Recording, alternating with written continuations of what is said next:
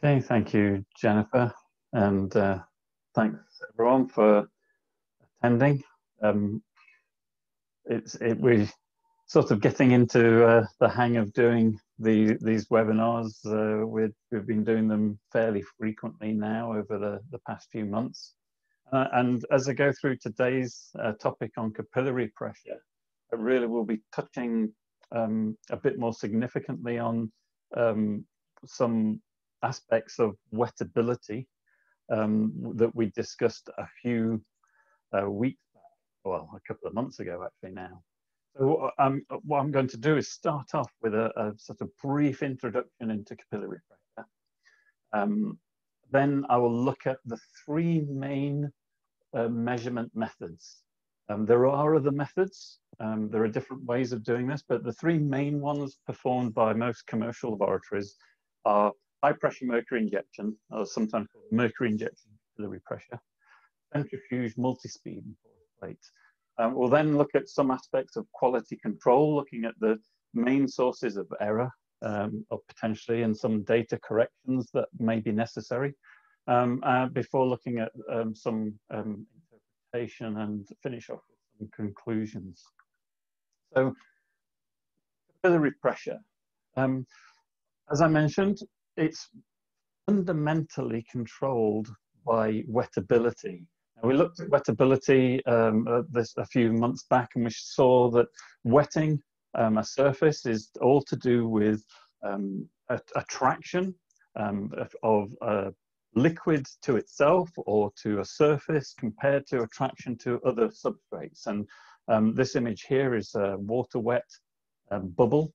A bubble of water on a surface with a very low angle. This is within oil solution, and we can measure the angle within that it touches that surface, and that's the contact angle, and that is controlled by surface tensions. And the surface tension is basically how the chemistry of the system is attempting to equilibrate pressure around the surface of that liquid. Now, a liquid inside another liquid is going to attempt to try and create a sphere, and because that's where the pressure is going to be equal all round. But when it touches the surface, if that liquid has greater affinity to the surface than to the liquid that it's in, then it will begin to be pulled down onto that surface. It will be pulled out, and it becomes then a balance of the different surface tensions. So you have a surface tension of the oil pulling on the surface, pulling this way. You have a surface of the surface and the water pulling it in or down onto the surface. And you have the oil water surface tension pulling away. And the balance of all of those, the surface tension is given by these. It's the oil minus the water, or we can determine that as the contact angle, the surface tension of the water oil times the cosine of the contact angle. And then we have gravity involved as well, particularly when we start pulling this away from just flat surfaces and begin to look at capillary tubes. Because what's going to happen is fluids that prefer to adhere to surface, say a glass surface inside a tube, they're going to be pulled up that tube. And this is why we see for water in a glass, we see a meniscus. So this is the bottom of the meniscus. We'd see two levels, one here and one here, where the water is being pulled up the side because of wettability. And so in smaller and smaller tubes, what we've begin to observe is a liquid that is wetting gets pulled further and further up that tube.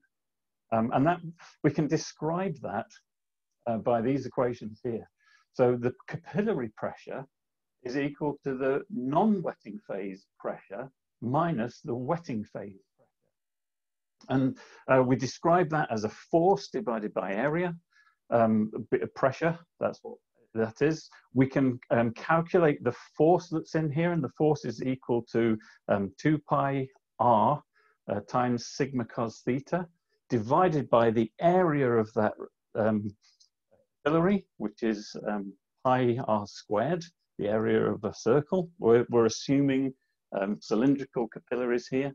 And so that resolves to this equation here, which is the Laplace equation, 2 sigma cos theta over r, Young Laplace. So what we have is that in a water-wet system, water is held within pore spaces, and depending on the size of the capillary, will be held higher and higher in that reservoir. Now that's because as oil migrates in, oil will first push into the largest pore space, and as we build up a gradient in our reservoir, we build a gradient between the water and the oil gradually, as higher and higher pressure difference is created, pushes into smaller and smaller capillaries. This is just showing you this capillary rise or this capillary suction, the rise of a liquid in capillary tubes. Here is just a cartoon of this in a glass tube where water is being pulled up a glass tube because it's water wet. But in an oil system with Teflon tubes, where Teflon is oil wet, what we would observe is the opposite effect. So oil will be wetting the Teflon tube, and oil will be pulled down the Teflon. Now, it may not be with quite so much force as water is pulled up with glass because of differences in affinity, etc. This is what you would observe in a Teflon tube. So just a little thought experiment. I have some solid system filled with water, because this is that was originally water being pulled up a capillary, but our reservoir didn't start as water being pulled up a system. It started already filled with water. And so this capillary in here has a particular force with which it's holding on to water. So if we assume we've got some capillary system separate with oil on one side, water on the other side, and that capillary is water wet, filled with water, and I can then begin to apply pressure to the oil. I will begin to get a curvature in the entrance here. And basically, as we observe from that capillary pressure, the surface tension, the tension on the pressure in a bubble is related to the radius of the bubble. So the pressure in the oil is going to increase and increase until we get to basically a hemisphere shape. And that's this hemisphere shape here. So once I get to a hemisphere, the pressure in the oil is now equaling the pressure, the capillary pressure of this tube. So I have a quick poll here. Regarding this, what will the water saturation of this capillary be once this entry pressure has been met or exceeded? Will it be 100%, 95, 50, or 0% saturated?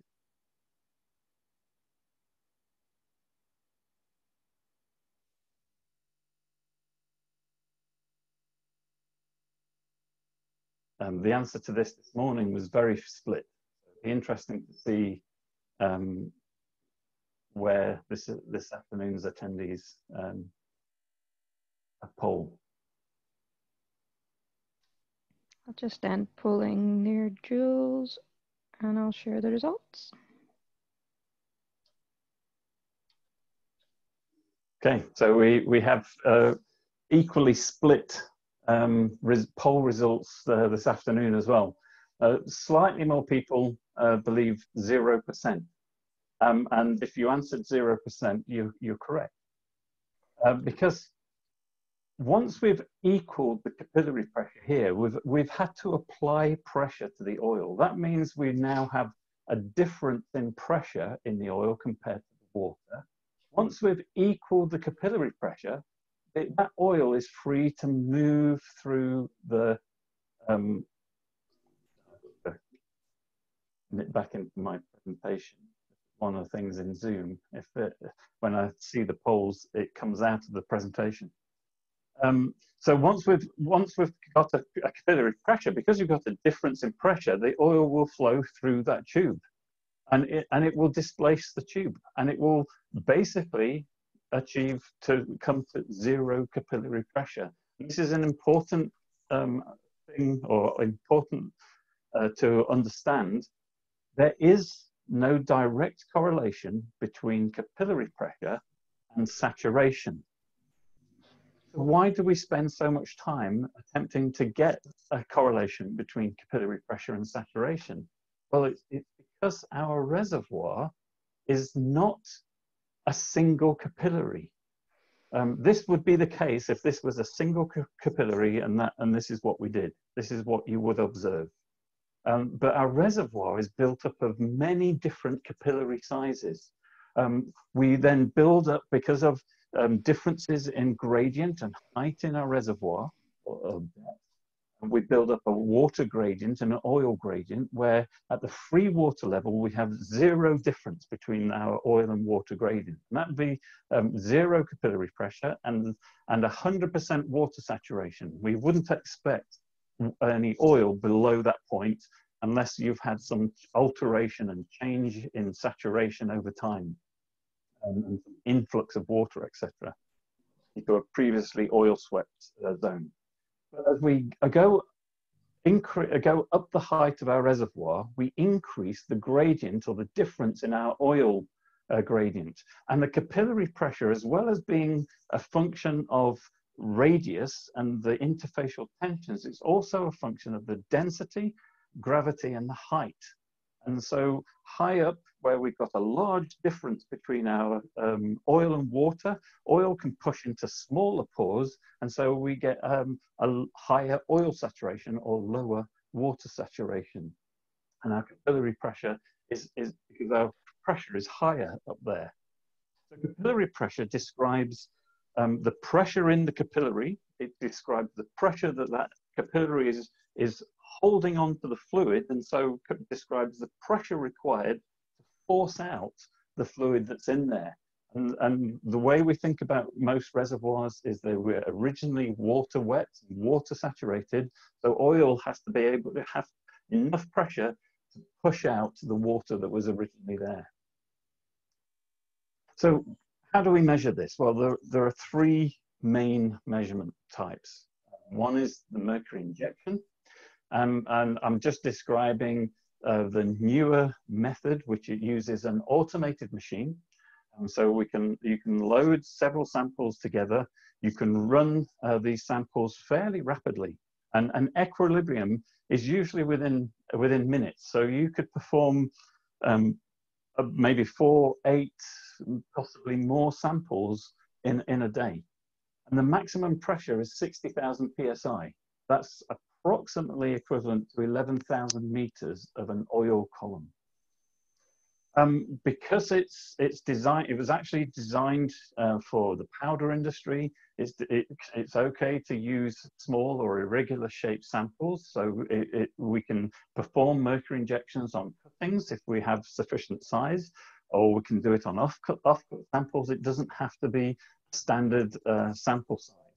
There may be slightly more uncertainty in those smaller and more irregularly shaped samples, but it's still a valid property. But what we get is lots of good data out of that. We can get pore throat size distribution, we can get a frequency distribution, we really define a full curve shape up to very high pressures, and define, particularly is good for defining entry pressure of data, which sometimes can be missed by the porous plate or the centrifuge technique. And this is the typical type of data you may observe. So we have our mercury saturation, and we've reversed the scale here, going from 1 to 0. And basically what we're doing is we're saying that our 1 minus this mercury saturation, where mercury is the non-wetting phase, so 1 minus the non-wetting saturation equals our wetting saturation. And we can plot that on a variety of different scales. So here's a log, semi-log scale, and we can calculate the Leverett J function, and we can calculate the pore size distribution and look at the whole range of that and look at pore modality. So this one is showing it's a bimodal system. Why we get this slight irregular shape here. It's not fully a nice single exponential curve. So that's the Mercury injection. And we have the centrifuge technique. And in the centrifuge, what we're doing with the centrifuge is we're using that the correlation of capillary pressure to height and with gravity. So it's the density difference of our fluids, and there's the density difference. There's a height, which is the height across, or the difference across my sample. So we're calculating the force at this point and the force at this point, and calculating the difference in the forces. And RPM squared, which is our rotational velocity, we can, with increasing rotational velocity, I increase my gravity force. And so what we're doing there is basically compressing our capillary pressure, which would normally be described meters of height in a reservoir. We're compressing it down into a few centimeters of this plug.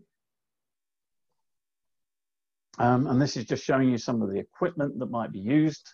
This would be a drainage cup. This is an imbibition cup. So if I show you here, what happens is that heavier liquids or heavier fluids are being forced out from the center of rotation, centrifugal force, whilst lighter liquids are being pulled into the center of that centripetal force from the center of rotation. So here we would have our sample surrounded by water, water being forced into the sample, oil coming out of the sample and into the center of rotation and collected and measured here, so we can measure the volume change directly. Or in this case, we're forcing the water, the sample surrounded by oil, forcing the water out of the sample and collected here. We can determine the volume change and hence saturation change. And the centrifuge method is generally thought it's the best way to achieve, particularly in imbibition process, residual oil saturation. The way that we perform this is we perform at a particular rate or speed. We observe production with an automated camera system, observe the production for that speed.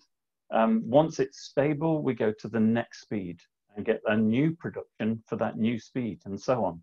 Keep increasing speeds and observe increasing production at each of those speeds, which we then can calculate to a saturation.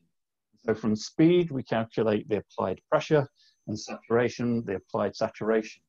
And that's what we get here. This is the average saturation compared to the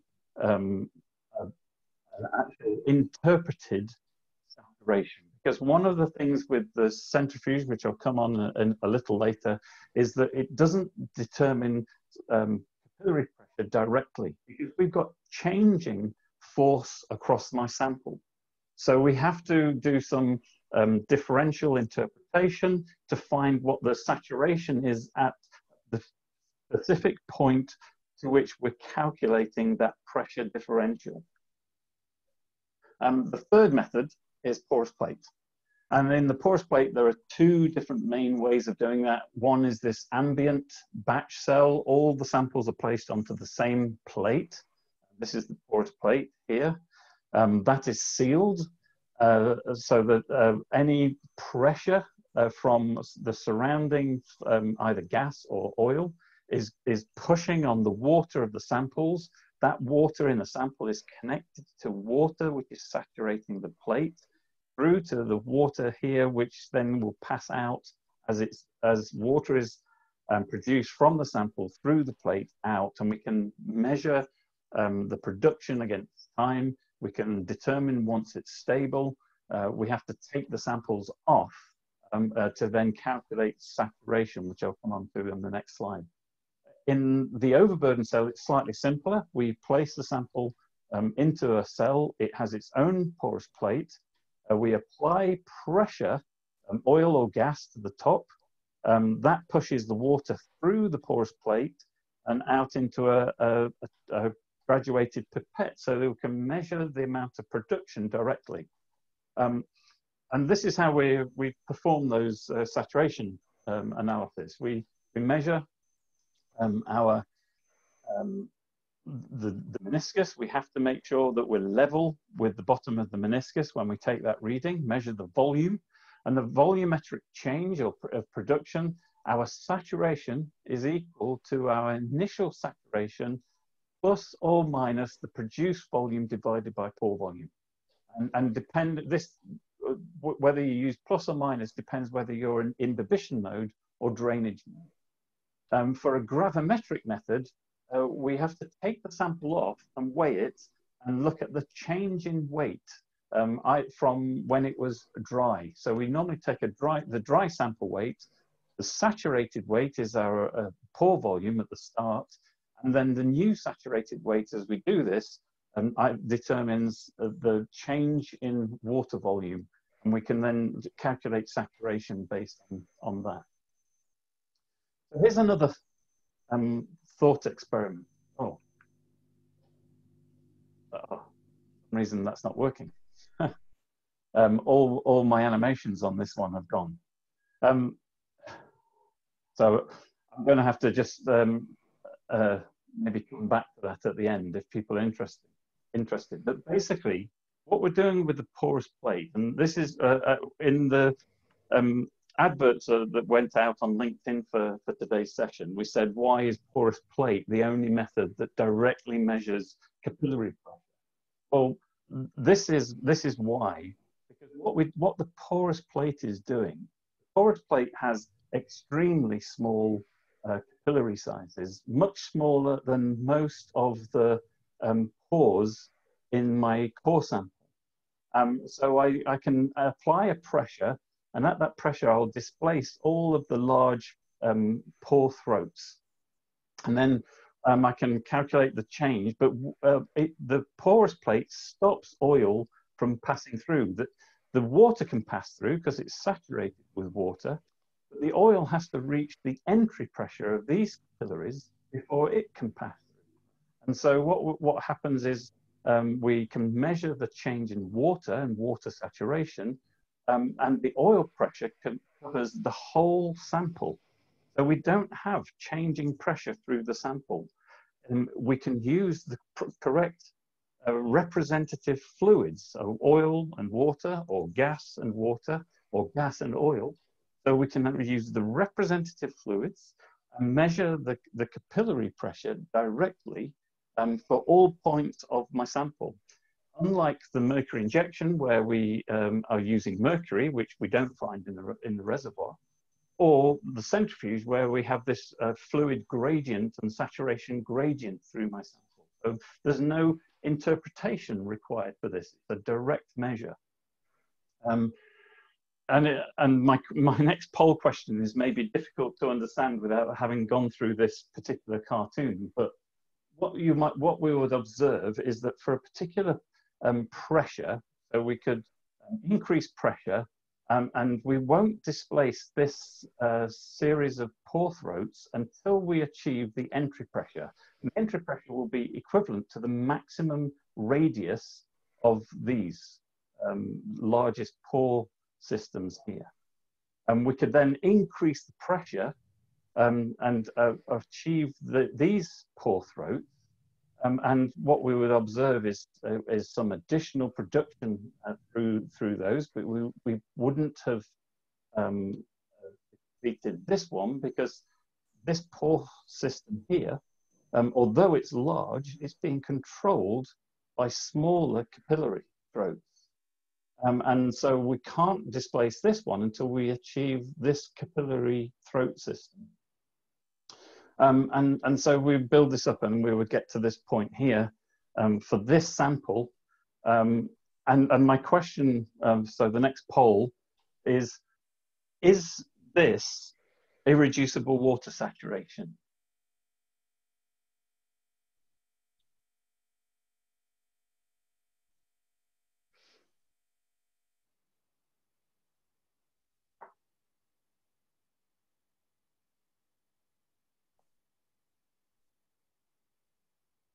leave a couple of seconds and see what people think.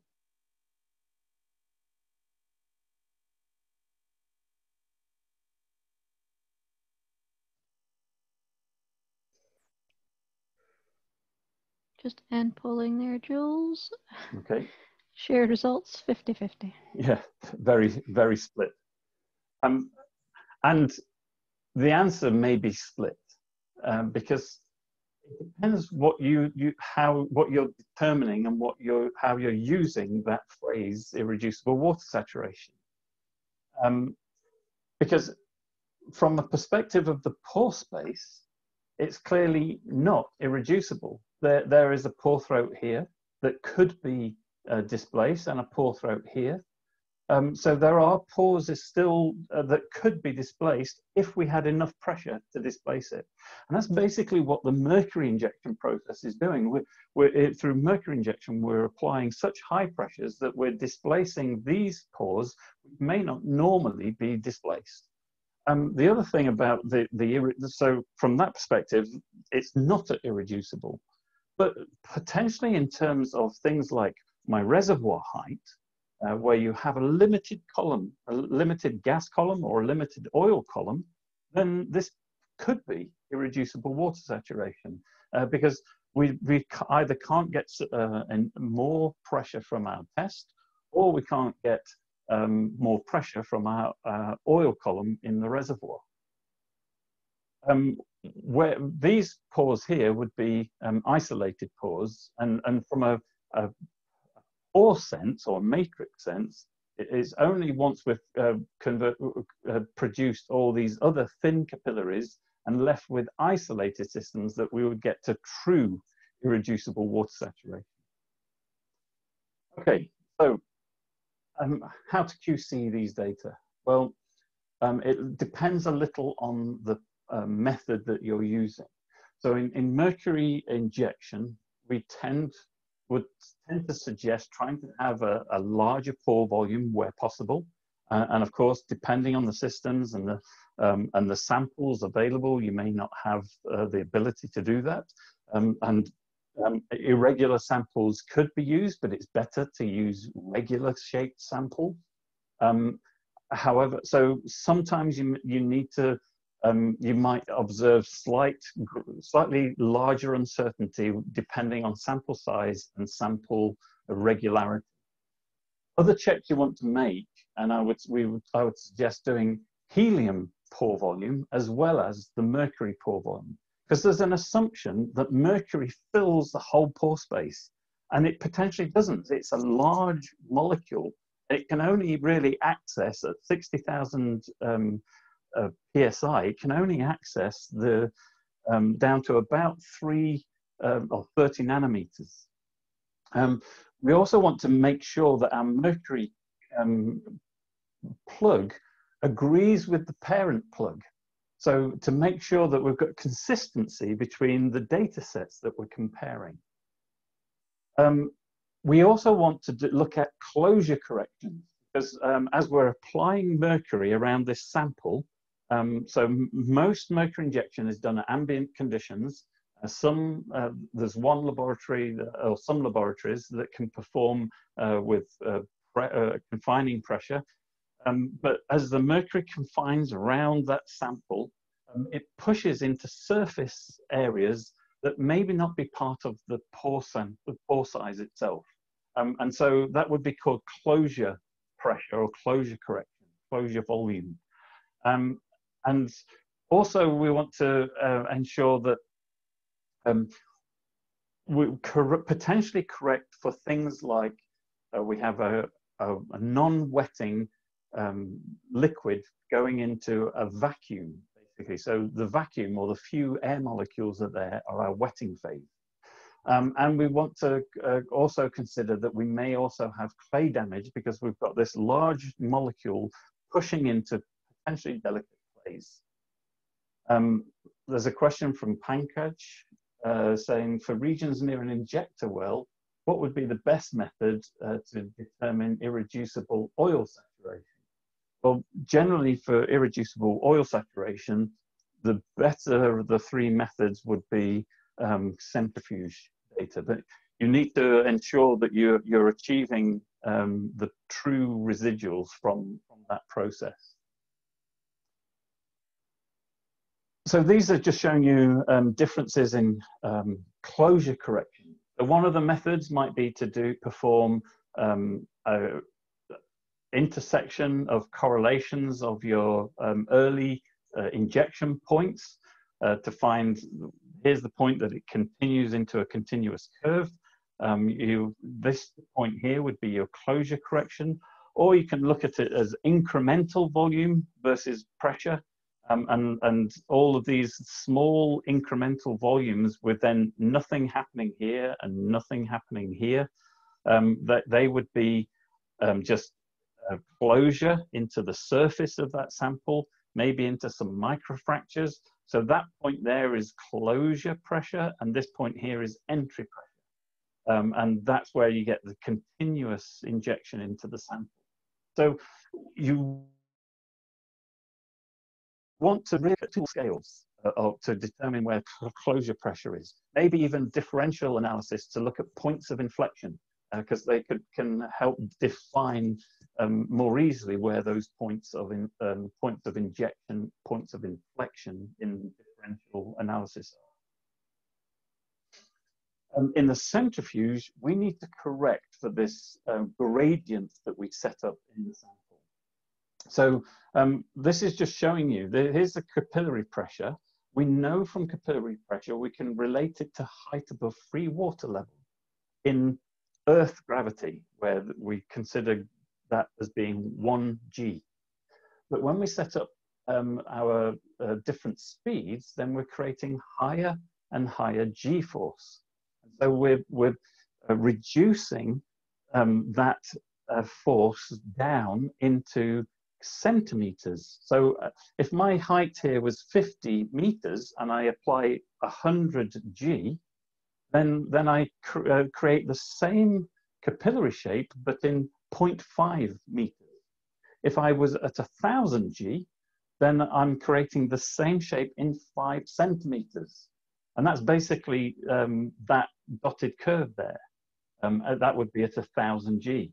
And we're actually applying tens of thousands of g-force at the highest speeds in the centrifuge test. But it means that I've got changing saturation. But what I measure here is just an average across the sample. And we can see from here, if this was the actual saturation across from one end of the sample to the other end of the sample, the average of that curve is somewhere here.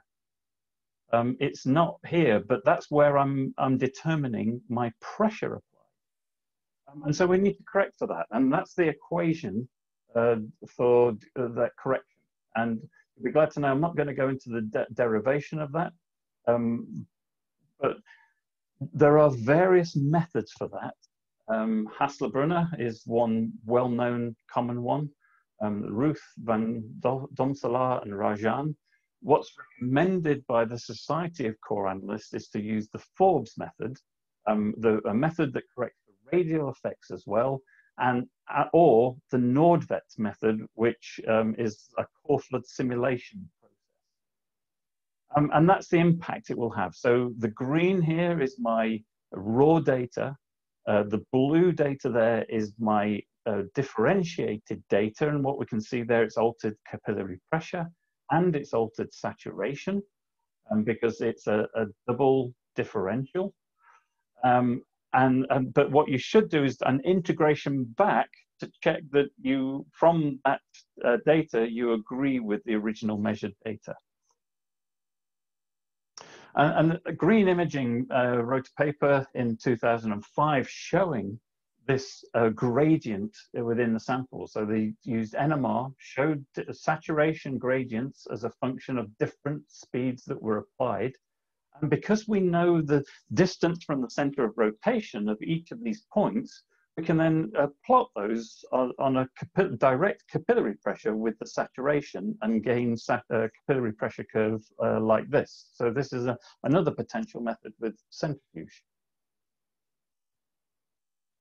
Once you've got those, you also want to do some different checks on your data. So from your porous plate, your centrifuge, and your mercury injection data, you want to organize your samples. Now, I discussed some weeks ago about core analysis and routine core analysis and splitting out different zones, different lithologies, different porosity bins or permeability bins, reservoir quality index, FZI, hydraulic units, however you're defining these different systems and the different layers of your reservoir, you want to organize your capillary pressure in similar bins to look at what is controlling capillary pressure in those different lithologies and different rock types. You also want to check the endpoint saturation. So that we've measured saturation from our tests. We want to ensure that it agrees and by doing, say, something like a Dean Stark at the end, obtain the water out, and the water saturation at the end should agree with the whole, what we were expecting from our test at the end of that. You also want to maybe look at doing a J function. That's the equation for J. It is some constant times my capillary pressure, and this constant is for PSI. If my capillary pressure is measured in PSI. So it's some constant times capillary pressure over the sigma cos theta of my fluid system times square root of K over phi. Also doing various plots to look at how capillary pressure for all your different samples appears as a function of saturation. And maybe even looking at different model systems to model the capillary pressure. Here's some data showing you comparisons of Dean Stark data versus the water saturation at my endpoint. This is showing some good correlation. Here's a different a lab that didn't have good control on their data here. About 1/3 of the data of these samples were actually controlled saturation. So it's important to do these checks to ensure we've got good control throughout our analysis. And you also want to plot your saturation at the end as a function of permeability or the different lithologies, different bins to see, well, I've got a good correlation between these 5 samples, but this sample is an outlier. And why is it an outlier? So is it something that's happened in the test, or is this a different rock type? And so that's where you would begin to look at different rock types. How does the J function work? Well, what we're doing with J is we're accounting for reservoir quality, these different potential flow units of permeability versus porosity. So it's like a normalization for permeability porosity of the system. This is one set of data. Here's my capillary pressure with this wide range of different capillary pressures because I've got a wide range of different permeabilities and porosities. And this is all from one particular reservoir in North Africa. When I put those, you can see at the point of inflection, I've got a range of saturation from about just over 20% up to just over 80%. We've got 60% variance in my saturation as a function of pressure. But when I put that on a J function at the same apex, in most of these data, I've got maybe just 10 or 15 saturation units. So much reduced uncertainty. We can then invert the axis, calculate saturation as a function of J, get the equation of that curve, and that becomes a definition of saturation as a function of J, which is a function of capillary pressure, which is a function of height in my reservoir. So for a given height in my reservoir, I can then calculate what my expected saturation might be. There are other, I'm running out of time a little. There are other corrections you may want to do. One is if you've been performing tests at ambient conditions, you want to potentially correct for stress. And the one method is the Jules method. It sometimes works, sometimes doesn't. It's better to try and measure these at reservoir stress if you have the ability. But this is one method of doing this, and this is the impact it will have. So here's my original data in blue, and the stress corrected data in pink. And particularly for mercury injection tests, you may also need to account for clay-bound water. And it's very similar to the Jules method with this capillary pressure is this correlation to negative half power.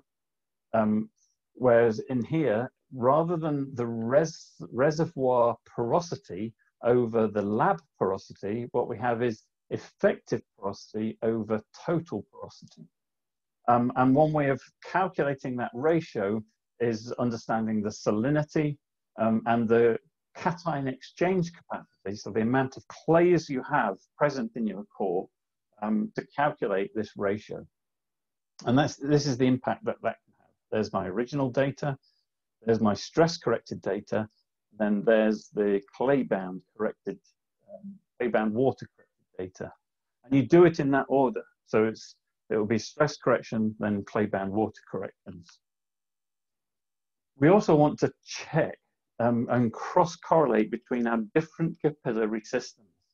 So we know that from that Young-Laplace, which is a physical property, that the capillary pressure is equal to sigma cosine theta. Well, it's actually 2 sigma cosine theta over the radius of the capillary.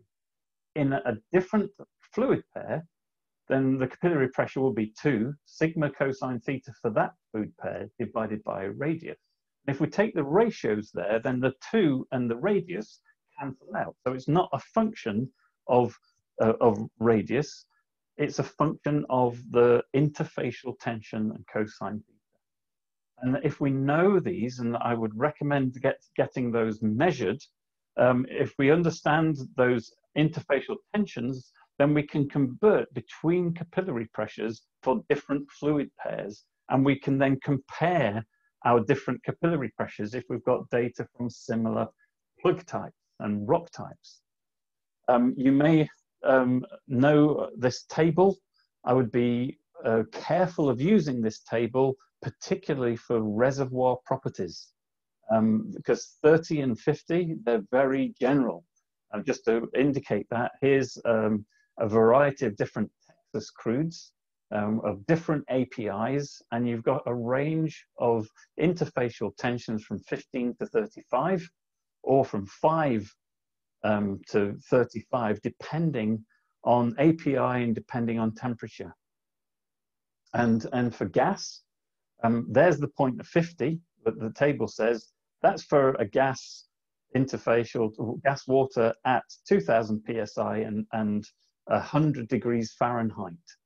Most reservoirs aren't here. Most reservoirs are probably somewhere around here, which is possibly more like 30 to 35 9 centimeters. So be careful of those. And how does that relate into my reservoir? Well, we can calculate height above free water level. It's equal to the capillary pressure divided by fluid growth. If I know the J, which is permeability over porosity, and I know the height, my free water level, and I know the height of those different layers, I can calculate the saturation. And this is from those, this set of capillary pressures from a big field. There are 34 samples in this data set. This was a quality controlled J. So some samples had to, they had some features that were not great, some heterogeneities. We're really looking for homogeneous samples. When you calculate saturation for the height of those properties, this is the trace that you get, which begins to look more like your log trace, so that we can build up a saturation. We can check that versus our log trace and compare and contrast and ensure that we've got good correlation between our core data and our log data from these correlations.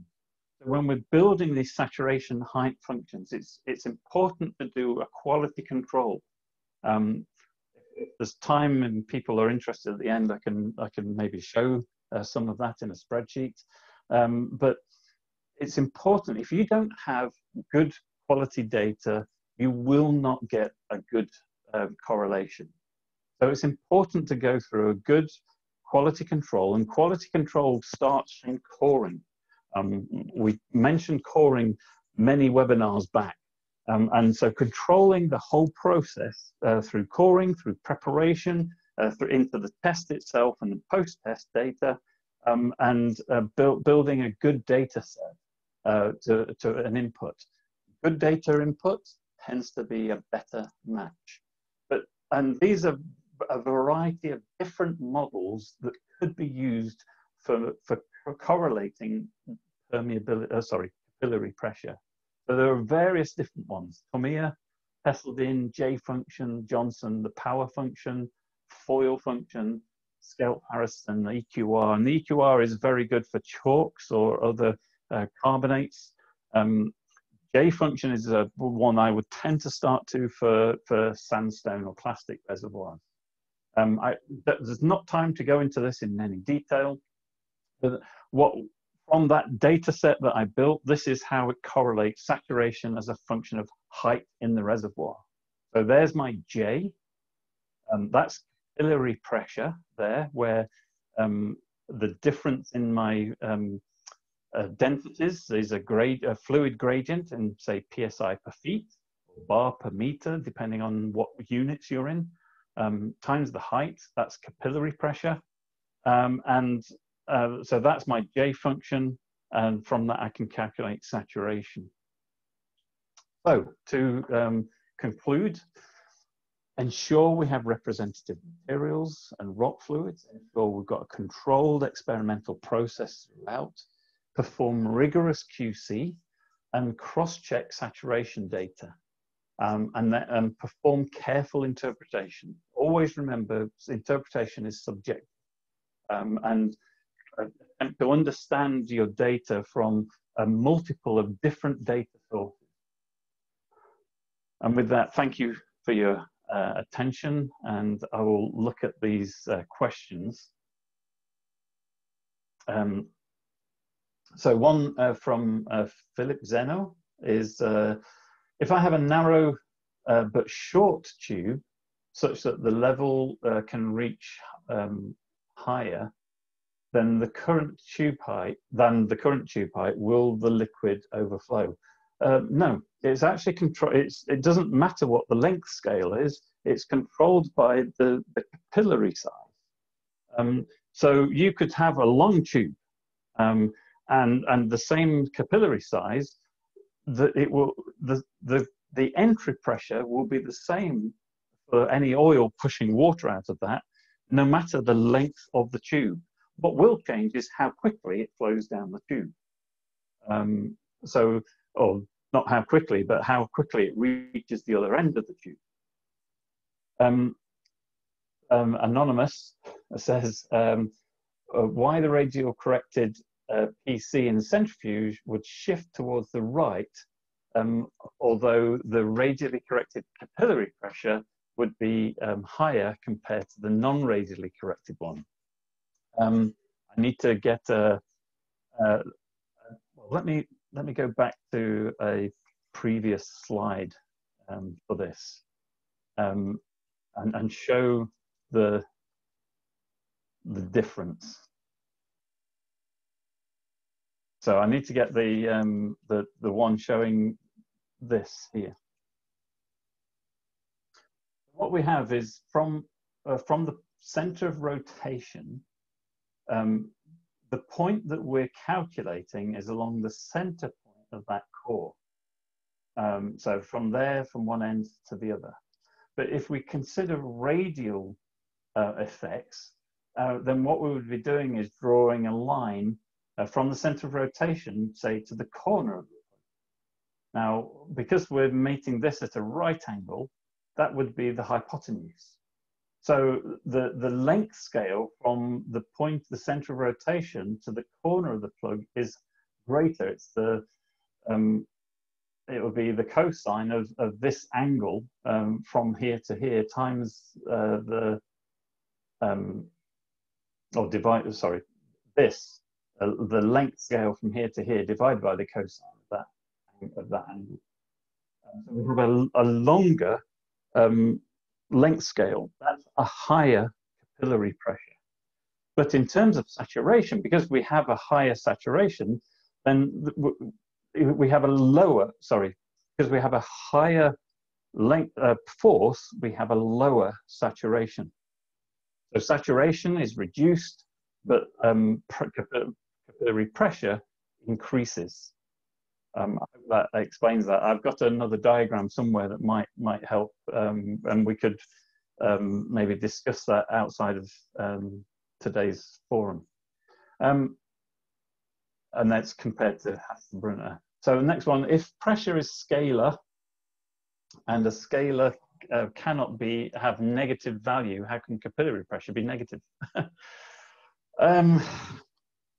Well, it depends what fluid you're measuring it within.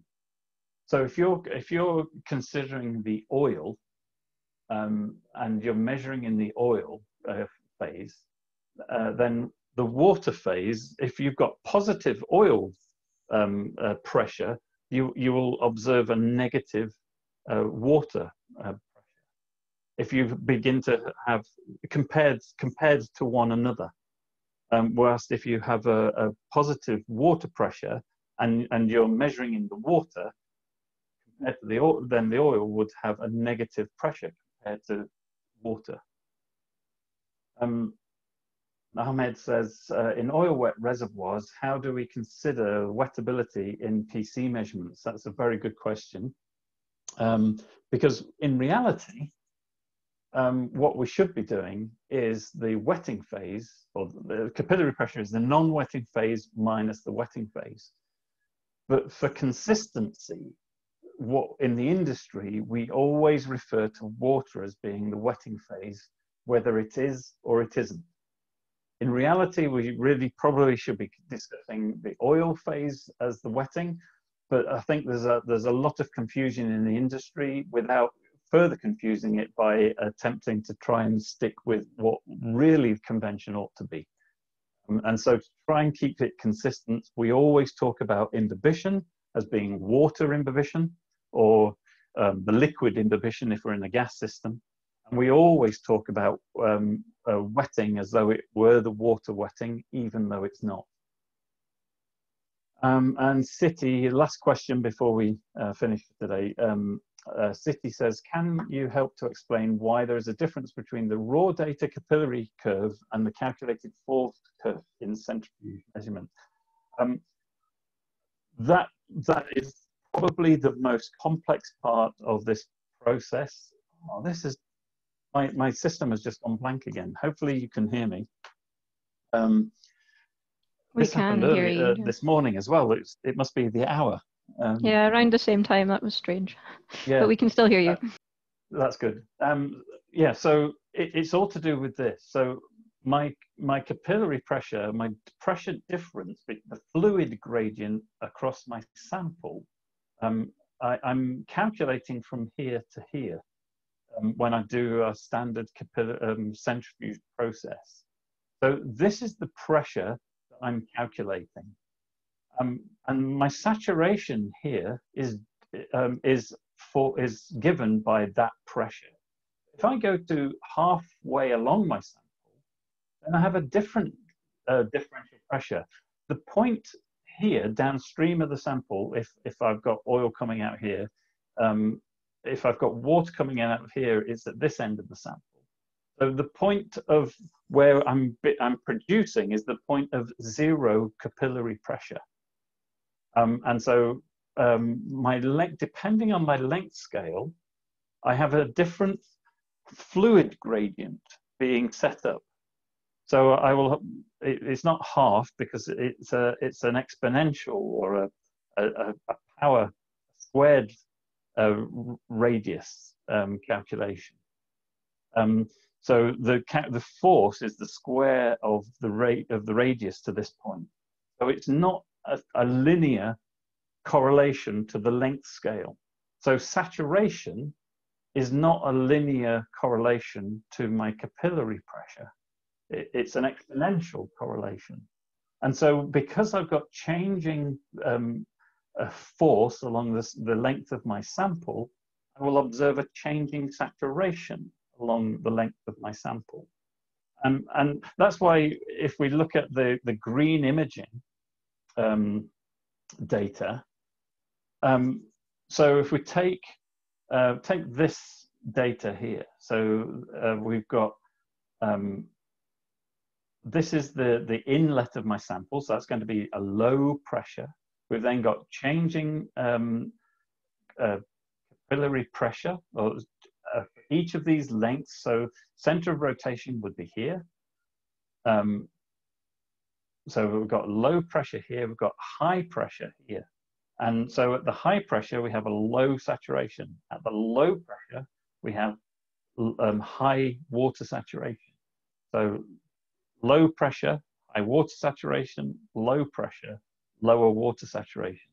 And that's basically what these the colors here don't relate to the colors here, unfortunately. So what we're able to do is each point along the sample, we can determine what the actual pressure at that point of the sample. And if we can determine what the saturation is at that point, then we get a direct measure of saturation versus pressure at that point. And so we can build that up. But the only other way of doing this for most laboratories that aren't performing this process, and most aren't, the best approach is this Forbes process, where what we're doing is we're saying, well, this is the point that my capillary pressure is determined. I'm going to differentiate, but through differential calculus, derive what my saturation would be based on my average data at that point.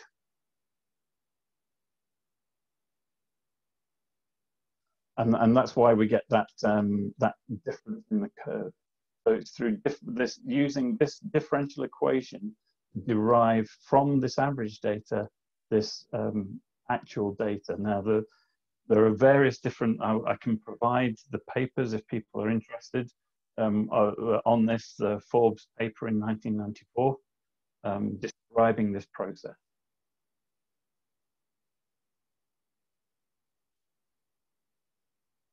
So thank you very much for all your questions. Hope that was valuable for you. And I'll hand back to Jennifer, who will round things off and give you an update of what's coming in the next few weeks.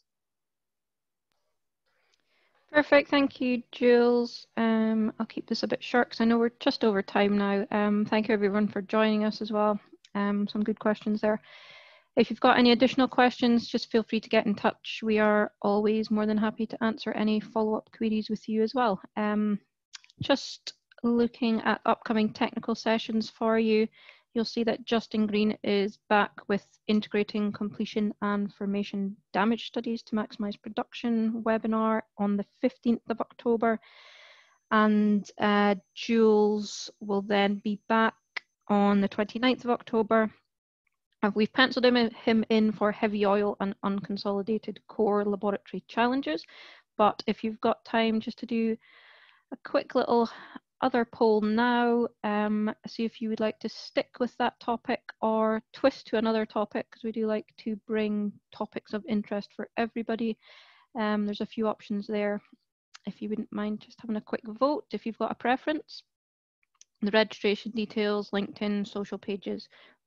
Registration details will be available on our LinkedIn and social pages, next week. If you're on our LinkedIn page, if you wouldn't mind giving us a quick follow as well, it would be very much appreciated. And it will allow you to keep up to date with our future sessions and news coming soon as well. I will just end polling there.